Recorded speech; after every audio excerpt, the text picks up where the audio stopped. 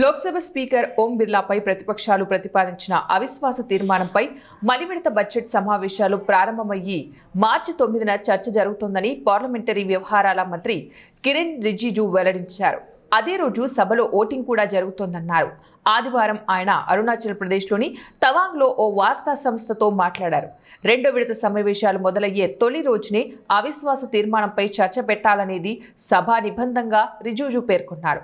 వచ్చే నెల 9 నుంచి ఏప్రిల్ 2 వరకు జరిగే మలి విడత సమావేశాలు చాలా ఆసక్తికరంగా ఉంటాయని, ముఖ్యమైన బిల్లులతో పాటు ఓ కీలక బిల్లును పార్లమెంట్లో ప్రవేశపెట్టబోతున్నామని తెలిపారు. ఆ బిల్లులేమిటో ఇప్పుడే బహిర్గతం చేయబోమన్నారు.